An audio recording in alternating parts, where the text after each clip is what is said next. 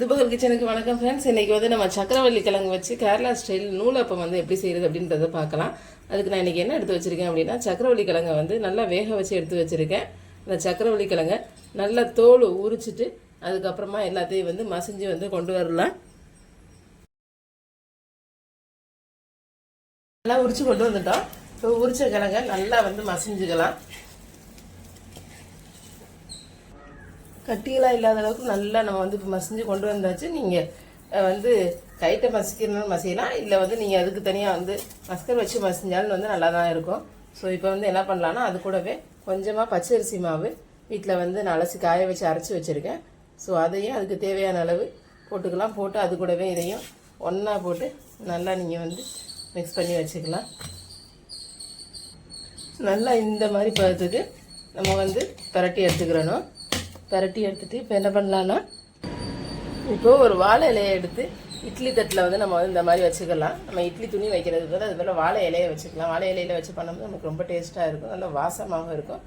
So நம்ம இட்லி பண்ணுற மாதிரியே, இடியப்பம் பண்ணுற மாதிரியே என்ன பண்ணலாம், தனித்தனியாக ஒவ்வொன்றா நம்ம வந்து அப்படியே வந்து பண்ணி எடுத்துக்கலாம்.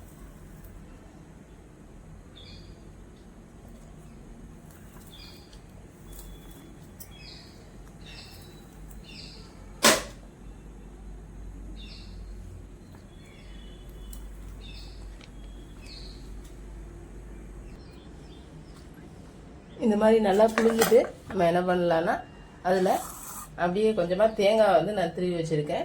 ஸோ அந்த தேங்காவையும் அதில் போட்டுடலாம்.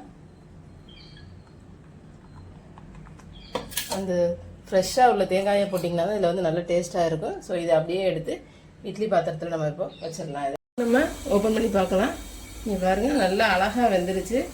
ஸோ நமக்கு சூப்பரான நூலப்பம் வந்து ரெடி ஆயிடுச்சு. இதே மாதிரியே நீங்களும் செஞ்சு பாருங்கள். செஞ்சு பார்த்து வீட்டில் வந்து எப்படி இருக்குன்றதை மறந்துடாமல் கமெண்ட்ஸில் கொடுங்க. இதுக்கு வந்து நம்ம தேங்காய் பால் வந்து சேர்த்து சாப்பிடலாம். அந்த தேங்காய் பால் வந்து ஆல்ரெடி உங்களுக்கு வந்து எப்படி வந்து செய்கிறது அப்படின்றத இதுக்கு முன்னாடியே கேப்ப மாவு வச்சு நம்ம வந்து இடியப்பம் செய்கிறதுல செஞ்சு காமிச்சிருக்கேன். ஸோ இதே மாதிரி நீங்களும் செஞ்சு பாருங்கள் ஃப்ரெண்ட்ஸ். செஞ்சு பார்த்து மறந்துடாமல் கமெண்ட்ஸில் வந்து எப்படி இருக்குன்னு வந்து கொடுங்க. Thank you friends. இன்னொரு நல்ல வீடியோ நான் உங்களை வந்து பார்க்குறேன். பாய்.